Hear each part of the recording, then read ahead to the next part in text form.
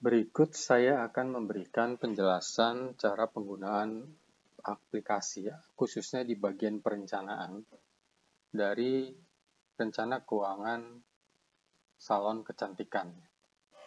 Jadi untuk bagian perencanaan, teman-teman bisa mulai mengisi dari modul investasi aset dulu. Di sini teman-teman bisa mengisikan rencana-rencana aset yang akan dibeli dalam pembukaan atau usaha salon kecantikan. Jadi sebagai contoh di sini sudah diisikan beberapa item untuk salon kecantikan, kemudian jumlah pembeliannya, satuannya, dan harga satuannya, sehingga muncul total investasinya. Kemudian yang dilakukan berikutnya adalah menempatkan perencanaan pengeluaran kas untuk transaksi pembelian aset ini. Jadi tidak harus semuanya dibeli atau dibayarkan di bulan pertama kalau misalnya butuh beberapa bulan dalam pembangunan salonnya. Sebagai contoh, misalnya di sini untuk kursi dibelinya satu dulu dan itu mungkin di bulan kedua misalnya. Jadi juga tidak harus diisikan full semua. Jadi bisa kemudian sisa kursinya anggap baru dibayarkan lunas di bulan ketiga. Dan itu juga bisa konsepnya dibayarkan DP dulu, kemudian pelunasannya 2-3 bulan kemudian. Jadi kalau misalnya transaksinya bisa dilakukan dalam beberapa bulan. Hanya saja yang perlu diisikan berikutnya adalah menempatkan kas ini apakah bagian dari alokasi modal atau bagian dari nanti dibeli setelah operasional berjalan. Jadi kalau aset-aset ini dibeli sebagai bagian dari modal, teman-teman harus memilih di baris 8 ini adalah katakan pilihan ya. Kalau dipilih ya, maka seluruh nilai di bawah ini akan masuk ke dalam perhitungan penggunaan modal. Jadi asumsinya ini misalnya 3 bulan ditanggung oleh modal, maka nanti seluruh aset dalam 3 bulan ini akan masuk di anggaran modal. Teman-teman bisa melihatnya di permodalan di bagian investasi aset ini. Ya. Kemudian juga jangan dilupakan untuk mengisikan kategori asetnya di sini. Jadi di kategori aset ini teman-teman bisa milih asetnya agar bisa dihitung nilai penyusutannya di bagian kalkulator penyusutannya. Ini sudah ada video terpisahnya yang teman-teman bisa pelajari juga. Dan kalau teman-teman ingin merubah penamaan dari asetnya, teman-teman bisa melakukannya di format laporan ini, di bagian nama asetnya di sini. Kalau ingin dirubah. Hanya saja setelah dirubah, jangan lupa untuk memilih kembali namanya. Karena yang berubah itu adalah isian drop-down-nya dan agar namanya berubah perlu dipilih kembali nama sesuai yang diinginkan. Setelah itu teman-teman bisa mengisikan investasi non-aset di sini, di mana di sini dimasukkan sebagai asumsi pengeluaran di muka. Jadi dimaksud non-aset karena dia tidak ada nilai penyusutannya. Paling mudah contohnya adalah ya sewa ruko atau kontrak ruko. Itu misalkan dibayar 1 tahun atau 2 tahun di depan. Tapi dia tidak ada nilai penyusutannya, adanya nilai amortisasi atau breakdown ke bulan per bulannya kalau di laba rugi.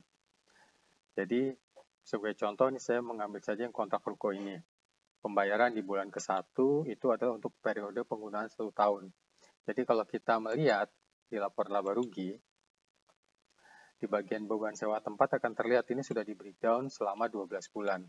Sedangkan tadi kalau penyusutan atau aset itu di penyusutan adanya di bagian beban penyusutan. Jadi kategorinya sudah beda. Kemudian untuk arus kasnya sendiri itu ada di pengeluaran di muka senilai 120 juta. Di mana itu adalah total dari pengeluaran kas yang dilakukan di bulan pertama. Ya. Kemudian sama, jadi seperti aset, bahwa harus dipilih mana yang masuk dalam anggaran permodalan. Sebagai contoh di sini, selain kontrak ruko ada biaya-biaya lain, dan yang masuk anggaran modal adalah yang 3 baris pertama. Jadi sehingga perlu dipilih ya di sini untuk memasukkannya ke dalam modal. Kenapa tidak dibuat breakdown bulan per bulan? Karena ini diasumsikannya pembayarannya hanya 1 kali. Hanya 1 kali bayar dan di bulan pertama. Jadi tidak ada breakdown bulan per bulannya, jadi langsung saja begitu diisi bulan pertama, dia akan langsung muncul di pengeluaran kas di bulan pertama. Sedangkan seperti ini ada pembayaran di bulan 13 dan ini tidak masuk dalam anggaran modal. Nanti dia pembayarannya akan muncul di bulan ke-13. Dan jangan lupa juga diisi atau dipilih beban dari pengeluarannya ini. Ya, jadi investasi non aset ini kalau kita lihat di permodalan, dia akan muncul sebagai investasi non aset di sini. Setelah itu kita bisa masuk ke penjualan. Jadi kita punya asumsi kalau misalnya di salon kecantikan ini ada beberapa tenaga yang memang punya keahliannya sendiri-sendiri. Dimana di sini ada estetisien, ini kode ya, kode ini digunakan untuk mengisi di kolom ini. Jadi biar tidak terlalu panjang namanya, jadi dibuat kode saja. Jadi nanti estetisien kodenya EST masuknya di kolom ini. Nah, kode bebas ya, mau EST, mau ETH, mau ET atau ST ditambah STHE, jadi bebas secara kode, tidak ada keharusan harus 3 huruf atau lain-lain. Ini hanya untuk menandakan kolom ini saja. Kemudian ada nail technician, makeup artist ya, dibuat di sini. Ini bisa maksimum sampai 10. Kemudian bisa diisikan jumlah tenaganya. Misalnya ini ada 3, ini ada 1. Jadi ini asumsi ya. Jadi kalau misalnya ternyata salonnya besar, tenaganya ada 20, bisa di breakdown per masing-masing tenaganya itu ada berapa orang. Kemudian dibuat asumsi jumlah jam kerja. Ya. Jadi misalnya Senin 8, Selasa 8, Rabu 8, Kamis 8, Jumat 8, Sabtu 8, Minggu 8. Ini untuk per 1 orang. Ya. Jadi total per minggu, ya kalau kita lihat secara rumus, ini total jam dikali 3 orang. Kalau misalnya kerja hanya 5 hari, ya misalnya 40 jam kerja, teman-teman bisa menghapus di salah satu tempat, misalnya jadi 00, jadi kan total 40 kali 3, 120. Karena tujuannya di sini adalah untuk mencari per bulannya itu berapa jam kerjanya. Jadi kalau dilihat di sini, ya ini sudah di round up, jadi angka ini dibagi 7, kemudian dikali 30. Kalau misalnya teman-teman melihat jumlah harinya nggak 30, tapi misalnya 26, teman-teman bisa merubah di sini nih, angka 30 ini dirubah saja, misalnya menjadi 26. Ya, bisa dibuat seperti itu. Ya. Jadi ini untuk mengetahui kapasitas waktu dari tenaganya ini setiap bulannya. Setelah itu kita bisa membuat asumsi, proyeksi dari klien yang datang dan memanfaatkan layanan tersebut. Sebagai contoh di sini anggap saja okupansinya 70%. Sehingga bisa didapat untuk masing-masing tenaga ahli itu secara jam itu adalah 313 jam dari total kapasitas per bulannya 446 jam untuk 3 tenaga. Ya. Ini tujuannya adalah untuk nanti kita bisa membreakdown layanan-layanan yang dilayani oleh mereka. Jadi mereka itu kan tadi keahliannya beda-beda. Jadi di sini kita bisa mengisi ya layanan-layanan yang ada di salon kecantikan tersebut. Ya, jadi kita bisa isi di sini. Dan kita bisa taruh kemudian harganya. Di sini sudah ada contohnya. Teman-teman bisa mengisikan dan mengedit lagi. Kemudian ini unitnya bisa diedit lagi. Ini ada durasi layanan per masing-masing service. Misalnya cuci dan blow dry 45 menit. Ya, kalau secara jam 0,75 jam. Potong rambut misalnya 1 jam kalau wanita. Kalau pria misalnya 30 menit. Ini juga bisa dirubah-rubah ya, cuma satuannya jam. Ya. Kemudian setelah itu bisa kita proyeksikan ke kanan. Nah, jadi di sini sudah ada 10 kolom. Ya, ini 10 kolom yang sesuai dengan nama dari masing-masing tenaga ini. Jadi kolom pertama, esthetician, itu adalah sama dengan ini. Di sini kita bisa lihat kapasitas jamnya yang diproyeksinya ya, proyeksi jamnya itu adalah 313 ini. Kalau mau dinaikkan lagi ya ini bisa dinaikkan lagi persennya. 313 ini adalah referensi teman-teman dalam membreakdown layanan ini terhadap tenaga tadi. Tadi kan awalnya ini 30 hari ya, teman bisa lihat di posisi 30 hari, sehingga ini jamnya lebih besar. Nah ini sekarang jamnya lebih kecil, jadi ini harus diedit nih. Jadi misalnya ini 70.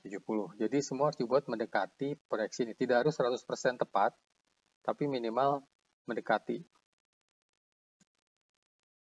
132, misalnya 30, jadi terus dibuat hingga mendekati.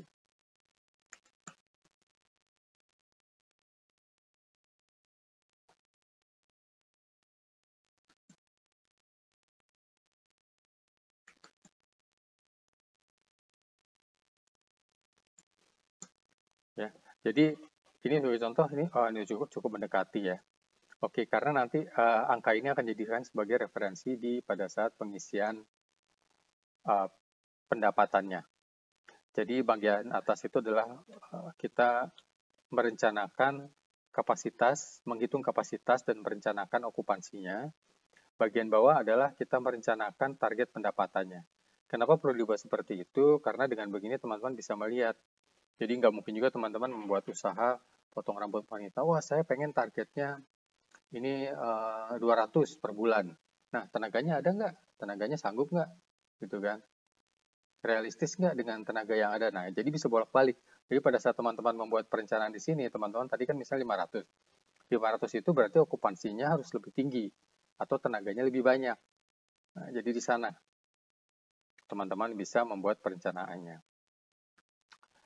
Kemudian dari situ teman-teman ini sudah ada total ya, ini dihitung otomatis. Kemudian penerimaannya adalah total ini dikalikan harganya ya, tadi harga layanannya. Setelah itu ini ada HPP layanan. HPP layanan ini teman-teman isikan secara manual. Di sini saya sih asumsinya 10% lah. Yang dimaksud HPP layanan itu seperti penggunaan sampo, penggunaan hair dryer, penggunaan minyak rambut dan lain-lain yang bisa teman-teman, wah ini kalau misalnya ada pelanggan maka itu digunakan, kalau tidak ada ya tidak, nol. Kemudian ada HPP tenaga ya. Tadi saya bilang ini saya isi 10%, tapi teman-teman isi angka sesuai dengan asumsi teman-teman di sini. Ya, tidak harus 10%, mungkin 5% atau jadi isi angka saja tidak masalah. Kemudian tenaga, nah yang dimaksud tenaga di sini adalah untuk setiap layanan, berapa fee yang teman-teman berikan ke masing-masing tenaga tadi. Kalau misalnya tidak ada fee khusus, jadi hanya bagian dari gaji saja, ya ini bisa diisi 0. Tapi kalau ada misalnya fee khusus kerjasama untuk setiap klien atau setiap layanan, dapat 40% atau dapat sekian puluh ribu, ya teman-teman bisa mengisikannya di sini. Ini saya ambil asumsi aja 40%. Tapi balik lagi, bahwa teman-teman tidak harus mengisi 40%, isi saja sesuai dengan nilai angka, isi angka langsung, atau misalnya 20%, 30% hanya dibuat pengalian seperti ini. Ya bisa diikuti. Sehingga kita bisa mendapatkan angka penerimaan dan HPP-nya total sesuai yang ada di sini. Jadi kalau teman-teman sudah mengisikan, teman-teman bisa ngelihat ke atas. Ini ada gambaran kasar ya. Jadi misalnya tadi proyeksi per bulan jumlah layanannya sekian. Ini dari mana? Ini adalah penjumlahan layanan yang diambil di sini. Kemudian di sini layanan per tamu teman-teman bisa mengisikan manual. Ya. Manual itu misalnya setiap tamu ngambil satu layanan, misalnya hanya potong rambut saja atau campur. Nah, kalau misalnya kombinasi campur, teman-teman bisa mengisikan di sini di angka apakah 2, 1, sekian, atau mengambil, jadi ada yang ngambil 1, ada yang ngambil 2, ada yang ngambil 1, jadi setelah teman proyeksikan rata-rata mungkin 1,2 ya. Kemudian jumlah tamu di sini akan dihitung, totalnya adalah 890 hari buka per bulan, sehingga proyeksi tamu per hari itu ada 35 tamu atau pelanggan ya. Ini teman-teman juga bisa coba balik kalau teman-teman. Jadi misalnya proyeksi saya tamu tiap bulan 30 ya, tinggal dikembalikan lagi di sini sehingga angka-angka yang di box coklat ini bisa mendekati perkiraan teman-teman terhadap jumlah tamunya. Ya, tapi di sini kita mulai dari kapasitas tenaganya, kemudian layanannya, kemudian kita bisa balikan kembali ke tamunya. Ya. Kalau misalnya teman-teman mulai dari tamu, tinggal dibandingkan, ini 35 tamu per hari, kayaknya terlalu banyak, teman-teman mau kecilkan, ya tinggal diedit-edit di tadi, apakah diedit-edit di okupansi atau diedit-edit di sini, ya sehingga mendekati angka di atas. Setelah itu teman-teman bisa mengisikan pendapatan lain-lain di sini. Misalnya ada pendapatan lain-lain di luar layanan ya. Ada produk kecantikan harga 100.000, jumlahnya per bulan 50, sehingga bisa dapat penerimaan sekian, HPP per unit sekian, sehingga total HPP sekian. Di bagian bawah ini ada HPP-nya, dia menghitung otomatis. Jadi dia mengambil data HPP layanan itu mengambil dari sini. Jumlah dari sini HPP layanan, ini HPP tenaga, kemudian HPP produk lain-lain ada di sini. Ya, ini.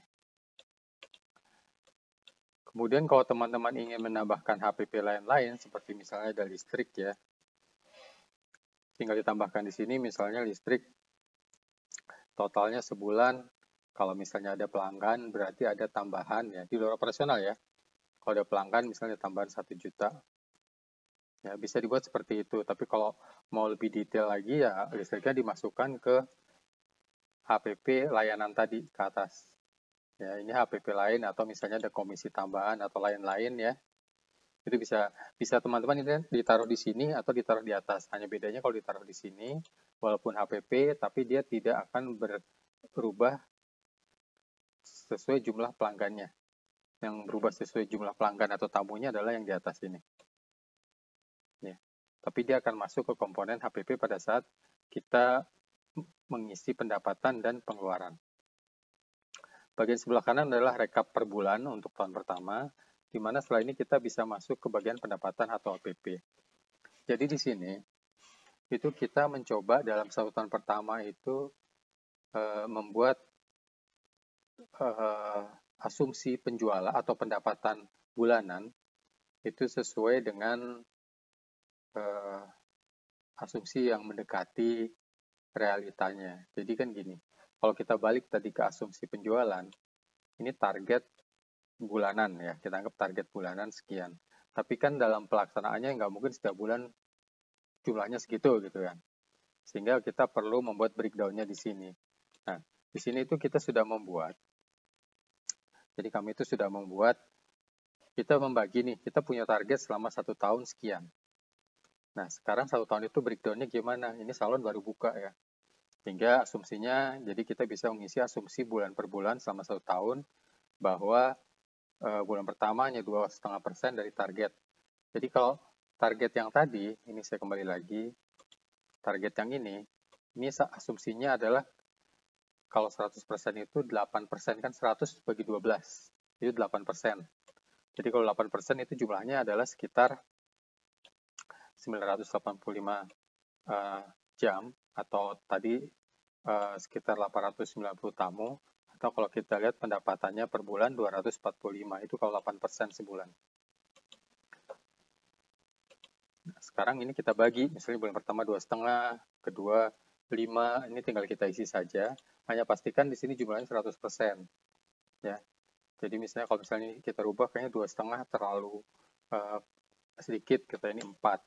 Kan lebih angkanya, jadi kita mesti edit lagi di tempat yang lain. Ini mungkin bulan 5-nya tetap 7, oh ini masih kurang setengah, jadi 7,5. Ya, tinggal edit seperti itu, jumlahnya 100%. Nanti di bagian bawah semuanya akan dihitung secara otomatis, baik itu pendapatan maupun HPP-nya berdasarkan pembagian persentase ini.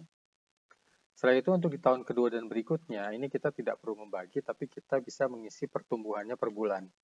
Sebagai contoh di sini bulan 13. Ini kita bisa isi pertumbuhannya mungkin bulan 13 adalah 10% terhadap bulan 12. Ini kita bisa isi angka berapa saja. Mulai dari 1, 10, negatif, ataupun positif ataupun negatif. Ya, begitu contoh ini isi 1, kemudian ini tidak pertumbuhan 0. Kemudian bulan ke-18 minus 1%, karena dibandingkan terhadap bulan sebelumnya. Ya, untuk pertumbuhannya. Jadi sehingga kita bisa mendapatkan hingga 5 tahun. Di sini ada rekap ya, ini adalah rekap dari pertumbuhan tahunannya. Ya, kalau ingin teman-teman melihat per tahunnya bagaimana. Setelah itu teman-teman bisa mengisikan nama kategori laporannya di sini. Ya. Dan juga bisa mengisi kategori HPP-nya. Jadi kategori HPP dan laporan ini pun sama, teman-teman bisa merubahnya di format laporan. Ya, di bagian pendapatan dan di bagian HPP jika teman-teman ingin merubah kategorinya. Ya, tapi jangan lupa juga untuk dipilih ulang kalau sudah dirubah, agar data-data pendapatannya ini dan HPP-nya bisa masuk ke dalam perhitungan laba rugi dan arus kas. Berikut kita bisa mengisikan bagian biaya tetap atau operasional. Jadi di sini kita bisa mengisikan beban-beban yang sifatnya dibayarkan rutin setiap bulannya. Contoh di sini sudah diisikan tenaga salon, CS, administrasi, dan bisa diperpanjang lagi listnya sesuai pendapatan operasional-operasional yang lain. Setelah ini jumlahnya, kemudian biaya per bulan. Sehingga total per bulannya adalah sekian. Tapi perlu diperhatikan bahwa ini bukan berarti biayanya harus diisikan setiap bulan mulai dari bulan awal. Jadi teman-teman bisa mengisikan misalnya tenaga 7 orang ini mungkin di bulan pertama masih 1 orang dulu bisa diisi 3 juta. Kemudian bulan berikutnya 2 orang. Bulan berikutnya lagi mungkin baru semua orangnya masuk ya. Jadi bisa dibuat seperti ini. Kemudian tadi kita lihat ada CS pemasaran mungkin 1 orang dulu, kemudian baru bulan keduanya 6 orang. Teleponnya mungkin belum ada dulu, misal ya. Jadi baru misalnya dan bulan kedua buat seperti ini. Dan angkanya yang di bagian kanan ini kan perencanaan pengeluaran cash, tidak perlu juga harus sama dengan total biaya ini. Jadi bisa naik turun. Ya, karena ini lebih kita mengasumsikan bahwa pengeluarannya tidak semuanya akan dibayarkan di awal dan tidak semuanya langsung sesuai dengan total biaya bulanannya.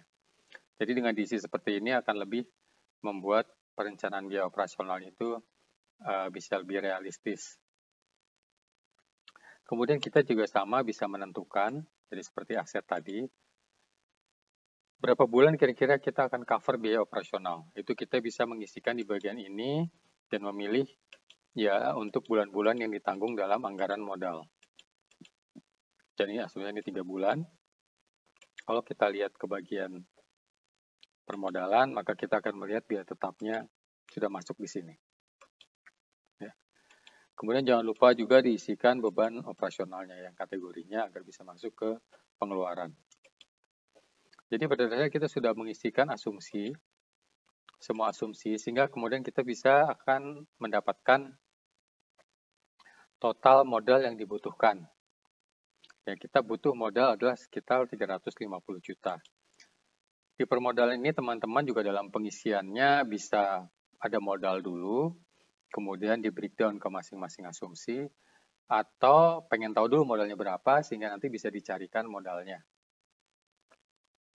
Jadi di sini bisa 2 arah, sehingga teman-teman juga bisa bolak-balik tadi, merevisi, mengubah lagi asumsinya, dan lain-lain. Dan kalau di sini teman-teman bisa mengisikan modalnya, namanya di sini, kategorinya di sini, kemudian jumlahnya di sini, kemudian bulan kapan modal itu diterima bisa dipilih di sini. Kemudian kalau ada modal pinjaman bisa diisi nama banknya, bunganya, tenornya, dan jumlahnya, serta diterimanya juga bisa dipilih di bulan berapa. Nanti akan muncul di proyeksi arus kasnya. Sehingga dari sini akan terlihat modal yang masuk adalah 400 juta. Atau yang targetnya dikumpulkan 400 juta. Sehingga ini sudah menutup kebutuhan modalnya dan masih ada cadangan sekitar 50 juta yang teman-teman bisa breakdown lagi apakah jadi modal tidak perlu sampai di situ, berarti apakah pinjamannya diturunkan, modal foundernya diturunkan, atau tadi proyeksi pengeluarannya ditambah. Ya, bisa dibolak-balik ke modul-modul perencanaan tadi.